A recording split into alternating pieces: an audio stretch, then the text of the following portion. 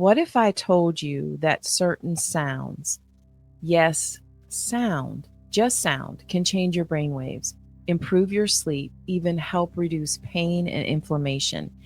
Or let me put it this way: if you're already using music to calm down, you're halfway to understanding frequency healing. But what if I told you that you could take that even further? Welcome back to the podcast, family. And if you caught my last episode, I gave you techniques to help reduce stress. And if you didn't, I'll link it in the show notes. But those were practical research backed tools that you can use daily.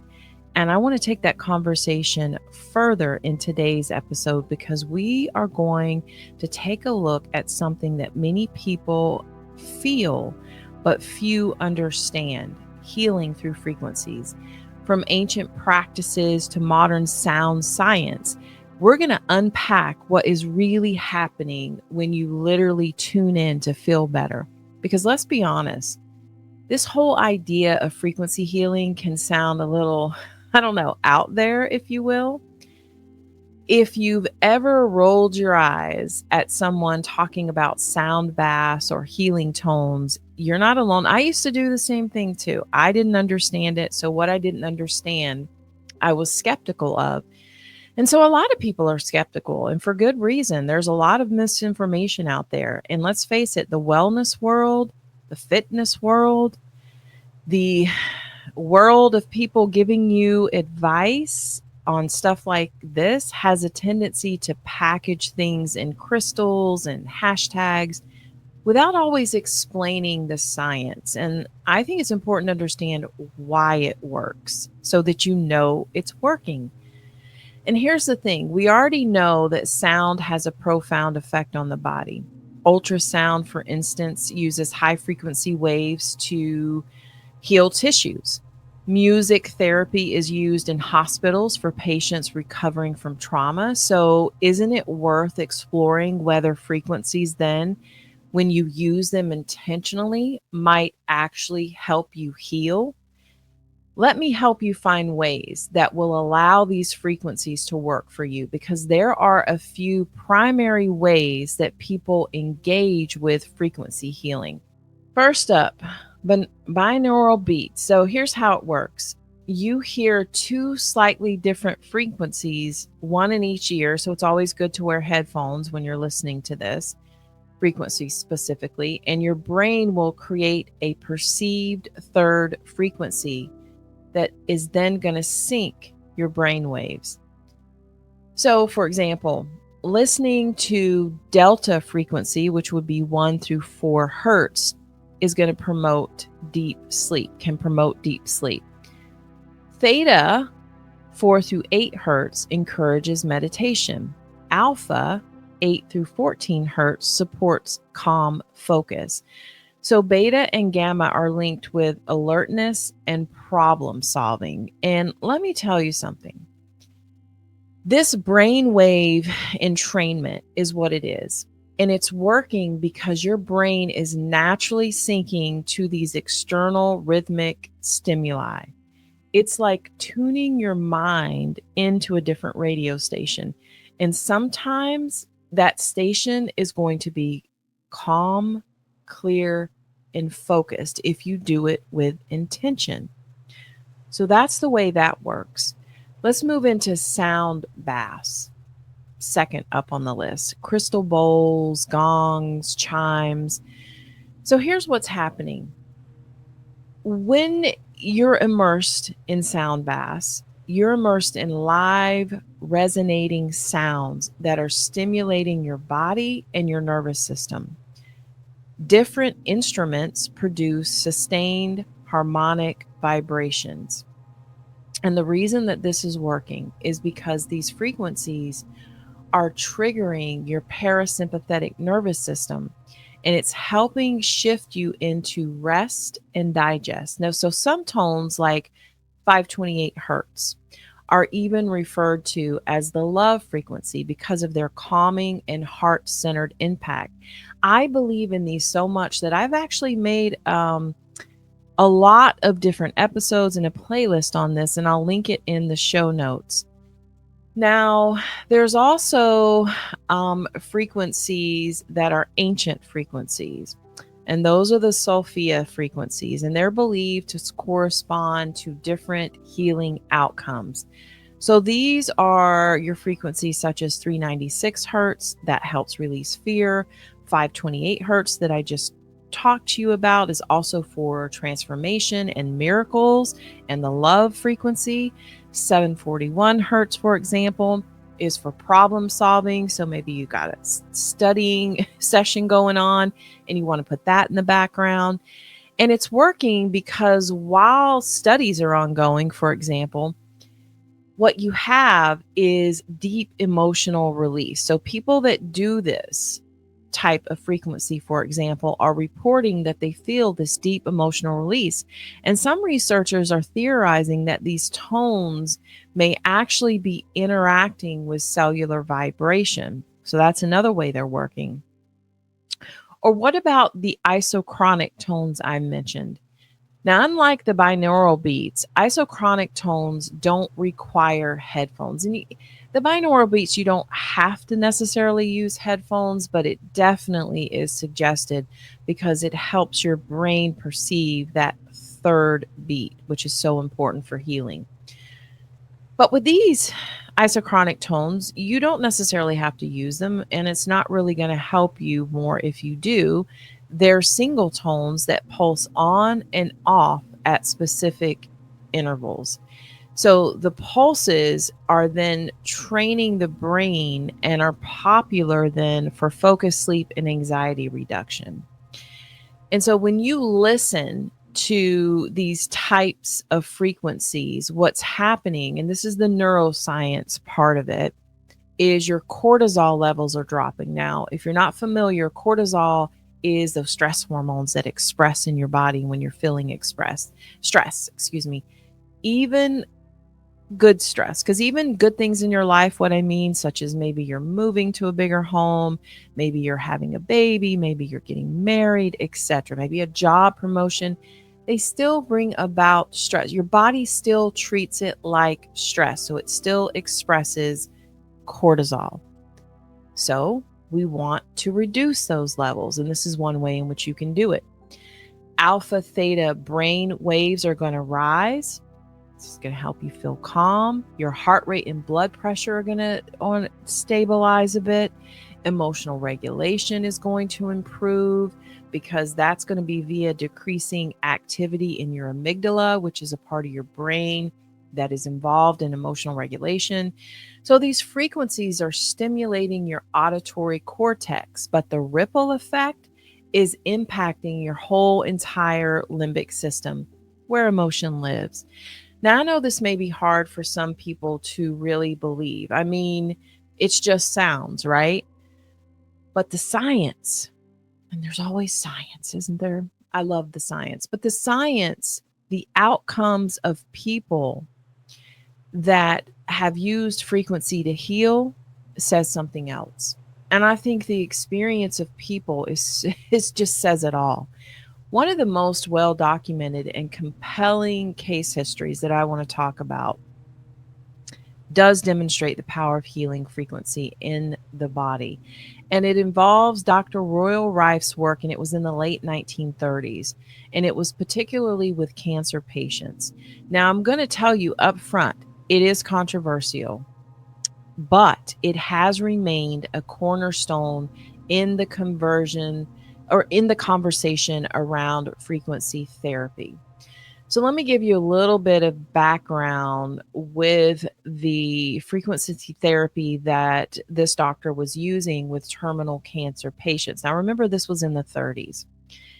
Now, Dr. Royal Raymond Rife was an American scientist and inventor who believed that every disease has a unique electromagnetic frequency. So he created a device, now often referred to as the Rife machine, and it was designed to emit frequencies that could destroy harmful microorganisms without harming healthy cells.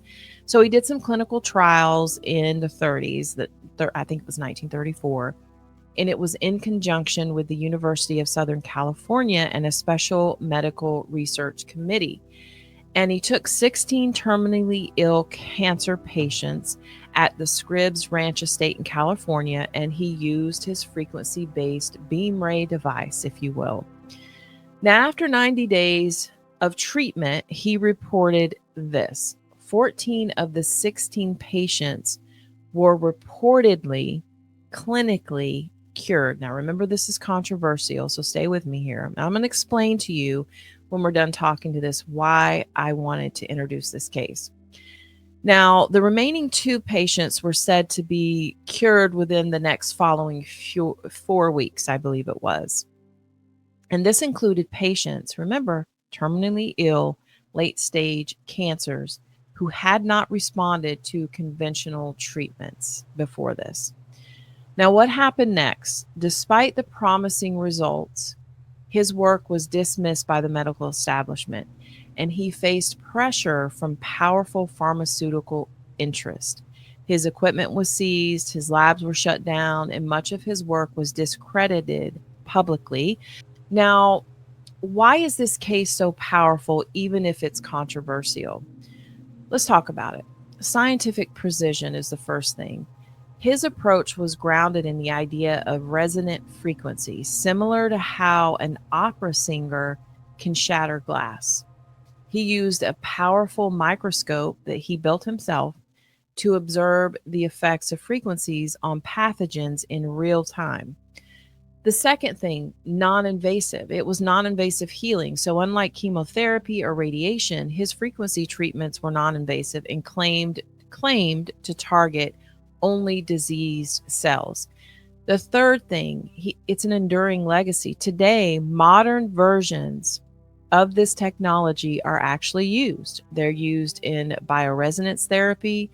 They're used in PMF therapy, that is pulsed electromagnetic fields, and other frequency-based treatments, especially in integrative medicine and naturopathy. So I will tell you, it's important for me to say this. It's important to say to you that while this case is fascinating and foundational for frequency healing advocates, it's not officially recognized by mainstream medicine, and results have not been replicated to date, as I know of, in controlled clinical trials by modern standards.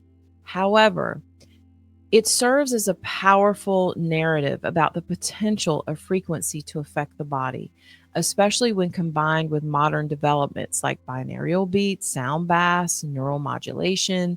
I know that right now it is being used in trials with cancer cells. I know that right now, like I said, this exact same therapy, modern versions of it, is being used in other therapy. So that said, all of that, including the controversy, why would I introduce a case like this and then tell you it has not been able thus far to be replicated? And that would be a fantastic question. And it's one that bridges both ancient intuition and modern science. While not all forms of sound healing are fully understood or universally accepted, several scientifically backed findings support the use of sound and frequency for healing the body and the mind. So here's a breakdown of what has actually been proven or well supported by research. And the first one is music therapy for pain, anxiety, and recovery. So here's what's proven: music therapy. It's using structured sound with therapeutic intent. It is widely accepted in clinical settings. So in pain reduction, music has been shown to reduce the perception of pain, especially in post-operative and cancer patients. In anxiety and depression, music intervention significantly lower cortisol levels and improve mood. In neurorehabilitation, stroke patients that were exposed to music therapy often show improved motor function and verbal communication. Now, all of this, if you compare it to people who aren't getting music therapy in those categories, there's a significant difference, okay? So you've got a lot of supporting evidence. There's a 2013 meta-analysis that showed it showed that patients who listened to music before, during, and after surgery experience significantly less pain and anxiety. So that's where this evidence is coming from. The American Music Therapy Association also lists numerous peer-reviewed studies, if you want to go check that out, that it's used in hospitals, mental health clinicals, schools, etc. This is one of the most evidence supported uses of sound healing. The second thing I want to tell you is binaural beats for anxiety, sleep, and focus. Here's what is proven. So, using two tones of slightly different frequencies played in each ear, your brain is perceiving and hearing a third tone, the difference, and entrains to that frequency. So it matches to that frequency. So, like delta, 1 to 4 hertz, deep sleep; theta, 4 to 8 hertz, meditation, creativity; alpha, 8 to 12 hertz, calm focus; beta, 13 to 30 hertz, alertness, problem solving. And there's supporting evidence. There was a 2019 study that was published in Frontiers in Human Neuroscience that showed that theta frequency binaural beats significantly reduced anxiety in pre-surgical patients. There was another study in 2020, and it was published in Psychiatry Research, and it found that binaural beats were effective in improving working memory and reducing stress in healthy adults. And I'll say this, though not a miracle cure, the, these binaural beats have reproducible, measurable effects on mood and cognition. Okay. The third proven therapy, what's proven in VAT therapy or vibroacoustic therapy. So, VAT involves low frequency sound waves that are transmitted through like a chair, bed, or mat that the person lies on. Now, it's used in both physical and mental health therapies. So, it's been proven that it improves muscle relaxation and reduces when people have spastic muscle problems in people with cerebral palsy or Parkinson's disease. It helps relax the muscle. It enhances pain relief and lowers blood pressure in chronic illness that people have. So, some sort of chronic illness. And we know that, in fact, we have supporting evidence because there have been studies that have been published in disability and rehabilitation and music and medicine that show that these frequencies between 30 to 120 hertz, for example, they have calming, muscle relaxing effects on the nervous system. We have a lot of research in Scandinavian hospitals that are using that just found reduced pain in fibromyalgia patients by nearly 50%. That's a huge number. Now, I will say this before I move into the next one. VAT is increasingly used in integrative clinics, especially for physical rehabilitation and trauma recovery. So there's a lot of promise there. It's huge numbers. And what about chanting, humming, and meditation? Where's the proof? Well, chanting and humming stimulate the vagus nerve, which regulates your parasympathetic nervous system, your rest and digestive mode. So it's reducing heart rate, blood pressure, it's enhancing mood and lowering inflammation markers. How does it do that? So powerful, lowering inflammation markers, because if you don't know, stress causes chronic stress causes chronic inflammation. That's one of the things it does. Chronic inflammation then is going to lead to heart issues, circulatory, a host. It's systemic in your body. Well, what's the supporting evidence? Well, there was a 2016 study in the International Journal of Yoga, yes, found that chanting Om activated brain areas associated with emotional regulation and calm and reduced activity in your amygdala. Now, your amygdala is your emotional processing. Some people call it the stress center. Humming has also been shown to increase nitric oxide, Well, why is that important? Well, this supports immune function and oxygen delivery to your system. So, this ties, what this does is ties ancient sound practices directly to measurable physiological changes in your body. Well, let's move into ultrasound for tissue healing. Well, what we know is that high frequency sound waves are used in physical therapy and medicine to stimulate healing of soft tissues and bone fractures. Kind of reminds me of way back when someone told me that a cat's purr could help heal bone fractures. And if you think of it like this, with sound healing, there may be something to that. But anyway, there is supporting evidence in that therapeutic ultrasound increases blood flow, reduces inflammation, so important, and accelerates cell repair in damaged tissues.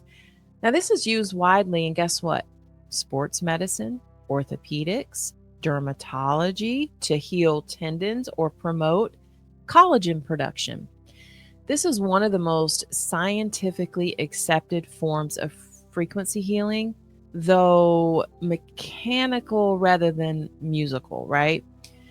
Now, there's some emerging but not yet proven um, information I want to give you on solfeggio frequencies and 432 hertz. Many people claim these frequencies promote emotional and spiritual healing. So, 528 hertz, for example, the miracle frequencies, the love frequency. But scientific validation, while emerging, is still limited. There are some small studies that show positive emotional effects, but there's not yet enough. So we need more. We need more studies. So there's not a lot of consensus then in the scientific community. They're pretty rigid about that. They have their standards, as you could understand why. So these are promising, but we need more rigorous testing so that we consider it proven. So the big picture here is there's clear growing evidence that certain frequencies and sound practices do affect your brain, your nervous system, and even physical healing processes. The more mainstream the practice, like music therapy or binaural beats, the more evidence we have. And let me share something with you. A listener of the podcast, and we'll just call her Maya, not her real name, but she contacted me after one of my episodes on stress or frequency. Can't remember the exact episode, but nonetheless, she was dealing with intense burnout, insomnia, and constant anxiety. She said she had tried everything, including therapy, medication, journaling, etc. But what changed things for her? I'll tell you what, she started listening to the theta binaural beats before bed, and she also used the 528 hertz in the morning, and she did some breath work. And at first she said it felt kind of weird and strange, uncomfortable, unnatural for her, but by week 2 she was sleeping through the night. Her mind felt lighter, she said, and most importantly, she felt hopeful again. And that's what this is really about. Not just science or sound, but hope, that your body and mind have the capacity to respond and heal when given the right environment. And so let's talk about what you can actually do with this information, because I gave you a lot of information, and here are a few ways to experiment with frequency healing in your daily life. You can build a frequency flow routine. So in the morning, say you want to try 528 hertz or 396 hertz with stretching or maybe some sunlight exposure. So you're going to use this time to set an intention for the day. Your brain is most open to entrainment early in the day. Afternoon reset. Try a 10-minute session with alpha waves, maybe around 10 hertz for calm productivity. Great during work breaks or when you're feeling overwhelmed. Evening wind down. Use theta or delta binaural beats while lying down. Put your headphones on. Pair it with a body scan meditation to deepen relaxation. You can create a personalized playlist. So try creating 3 different playlists, like one, for example, awaken and align, uplifting high vibe frequencies. Second playlist, flow state, alpha beta for productivity. Third playlist, Healing and Reset, or Healing and Rest, excuse me. Theta Delta for sleep and calm. There are excellent free options on YouTube and Spotify.